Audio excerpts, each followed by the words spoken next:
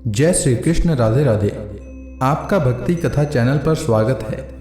आपका दिन शुभ और मंगलमय हो।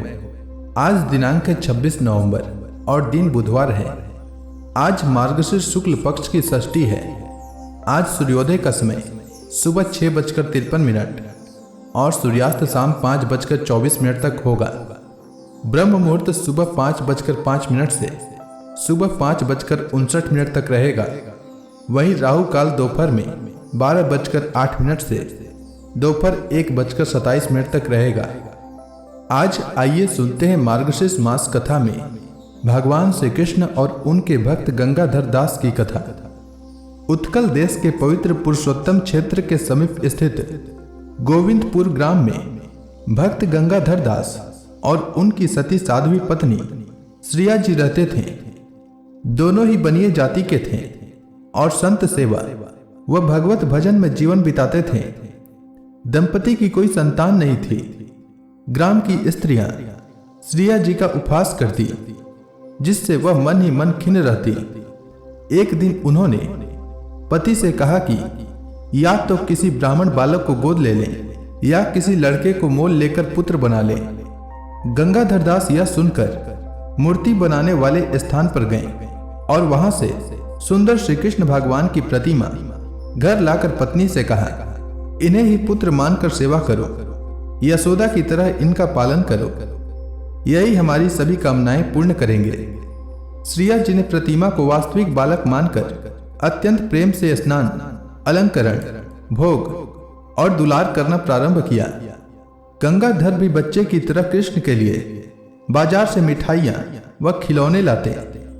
दंपति का सारा जीवन वात्सल्य भक्ति में लीन हो गया। एक दिन गंगाधर व्यापार हेतु बाहर गए, पर पुत्र वियोग सह न सके। लौटते समय गिर पड़े और हा बेटा कृष्ण कहते हुए प्राण छोड़ दिए। जब श्रिया जी को यह समाचार मिला तो वह रोती चिल्लाती कृष्ण के पास पहुंची और पुकार कर बोली, तेरे पिता मर गए, मैं क्या करूं?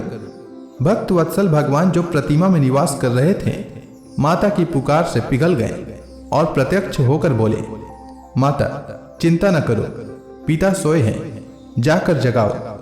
श्रिया जी ने यह आज्ञा मानकर गंगाधर के माथे पर हाथ रखा और बुलाया। वे जीवित होकर उठ बैठे जैसे कोई सोकर उठता है। दंपति दौड़कर अपने पुत्र के पास आए और पहले से भी अधिक सेवा करने लगे। रात्रि में गंगाधर ने व्यापार की कठिनाई और पुत्र वियोग का दर्द कहा। भगवान ने साक्षात प्रकट होकर आश्वासन दिया कि उनका घर धन धान्य से भर जाएगा। यह कहकर भगवान अदृश्य हो गए। सिंहासन खाली देखकर दंपति रो पड़े। गंगाधर विषाद में पुनः देह त्याग गए। श्रिया ने पति का शरीर उठाकर अग्नि में प्रवेश कर सती हो गई। तभी श्रीहरि और लक्ष्मी जी विमान पर प्रकट हुए। दंपति दिव्य रूप में वैकुंठ को ले जाए गए। ग्रामवासियों ने आकाश में दिव्य प्रकाश देखा और धन्य धन्य कहकर चकित रह गए। इसीलिए कहते हैं कि भक्ति, विश्वास और शुद्ध प्रेम से भगवान स्वयं भक्त के वश में हो जाते हैं। तो प्रेम से बोलिए भगवान विष्णु की जय, भक्त गंगाधर दास की जय। अब आइए सुनते हैं मार्गशीर्ष मास में भागवत पुराण का आज का अध्याय। शांताकारं भुजंग शयनम पद्मनाभम सुरेशम विश्वाधारम गगन सदृशम मेघवर्णम शुभांगम लक्ष्मीकांतम कमल नयनम योगी विध्यान गम्यम वंदे विष्णु भवभयहरम सर्वलोकैकनाथम। ओम नमो भगवते वासुदेवाय। भगवान कपिल देव जी माता देवहूति से कहते हैं, माता जी, जो पुरुष घर में रहकर सकाम भाव से गृहस्थ के धर्मों का पालन करता है और उनके फल स्वरूप अर्थ एवं काम का उपभोग करके फिर उन्हीं का अनुष्ठान करता रहता है, वह तरह तरह की कामनाओं से मोहित रहने के कारण भगवत धर्मों से विमुख हो जाता है और यज्ञों द्वारा श्रद्धापूर्वक देवता तथा पितरों की ही आराधना करता रहता है। उसकी बुद्धि उसी प्रकार की श्रद्धा से युक्त रहती है। देवता और पितर ही उसके उपास्य रहते हैं, अतः वह चंद्र लोक में जाकर उनके साथ सोमपान करता है और फिर पुण्य क्षीण होने पर इसी लोक में लौट आता है। जिस समय प्रलय काल में शेष साई भगवान से शैया पर शयन करते हैं, उस समय सकाम गृहस्थाश्रमियों को प्राप्त होने वाले ये सब लोक भी लीन हो जाते हैं।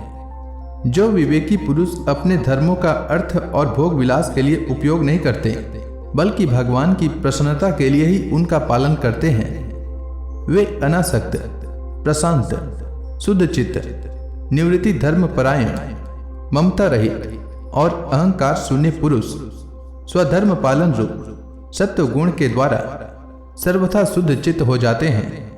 वे अंत में सूर्य मार्ग के द्वारा सर्वव्यापी पूर्ण पुरुष श्री हरि को ही प्राप्त होते हैं, जो कार्य कारण रूप जगत के नियंता, संसार के उपादान कारण और उसकी उत्पत्ति, पालन एवं संहार करने वाले हैं। जो लोग परमात्मा दृष्टि से हिरण्य गर्भ की उपासना करते हैं, वे दो परार्ध में होने वाले ब्रह्मा जी के प्रलय पर्यंत उनके सत्य लोक में ही रहते हैं। जिस समय देवतादि से श्रेष्ठ ब्रह्मा जी अपने द्विपरार्ध काल के अधिकार को भोग कर पृथ्वी, जल, अग्नि, वायु, आकाश, मन, इंद्रिय, उनके विषय और अहंकार आदि के सहित संपूर्ण विश्व का संहार करने की इच्छा से त्रिगुणात्मी का प्रकृति के एक साथ एक रूप होकर निर्विशेष परमात्मा में लीन हो जाते हैं। उस समय प्राण और मन को जीते हुए वे विरक्त योगी गण भी देह त्याग कर उन भगवान ब्रह्मा जी में ही प्रवेश करते हैं और फिर उन्हीं के साथ परमानंद स्वरूप पुराण पुरुष पर ब्रह्म में लीन हो जाते हैं। इससे पहले वे भगवान में लीन नहीं हुए, क्योंकि अब तक उनमें अहंकार शेष था। इसलिए माता जी, अब तुम भी अत्यंत भक्ति भाव से उन श्री हरि की ही चरण शरण में जाओ। समस्त प्राणियों का हृदय कमल ही उनका मंदिर है और तुमने भी मुझसे उनका प्रभाव सुन ही लिया है। वेद गर्भ ब्रह्मा जी भी, जो समस्त स्थावर जंगम प्राणियों के आदि कारण हैं, मरीचि आदि ऋषियों, योगेश्वरों, सनकादिकों तथा योग प्रवर्तक सिद्धों के सहित निष्काम कर्म के द्वारा आदि पुरुष श्रेष्ठ सगुण ब्रह्म को प्राप्त होकर भी भेद दृष्टि और कर्तृत्वाभिमान के कारण भगवत इच्छा से जब सर्ग काल उपस्थित होता है, तब काल रूप ईश्वर की प्रेरणा से गुणों में शोभ होने पर फिर पूर्ववत प्रकट हो जाते हैं। इसी प्रकार पूर्वोक्त ऋषि गण भी अपने अपने कर्मानुसार ब्रह्मलोक के ऐश्वर्य को भोग कर भगवत इच्छा से गुणों में शोभ होने पर पुनः इस लोक में आ जाते हैं। जिनका चित्त इस लोक में आसक्त है और जो कर्मों में श्रद्धा रखते हैं, वे वेद में कहे हुए काम्य और नित्य कर्मों का सांगोपांग अनुष्ठान करने में ही लगे रहते हैं। उनकी बुद्धि रजोगुण की अधिकता के कारण कुंठित रहती है। हृदय में कामनाओं का जाल फैला रहता है और इंद्रियां उनके वश में नहीं होती। बस अपने घरों में ही आसक्त होकर वे नित्य प्रति पितरों की ही पूजा में लगे रहते हैं।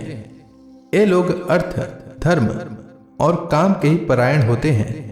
इसलिए जिनके महान पराक्रम अत्यंत कीर्तनीय हैं, उन भवभयहारी श्री मधुसूदन भगवान की कथा वार्ताओं से तो ये विमुख ही रहते हैं। हाय, विष्ठा भोजी कुकर सुकर आदि जीवों के विष्ठा चाहने के समान जो मनुष्य भगवत कथा अमृत को छोड़कर निंदित विषय वार्ताओं को सुनते हैं, वे तो अवश्य ही विधाता के मारे हुए हैं। उनका बड़ा ही मंद भाग्य है।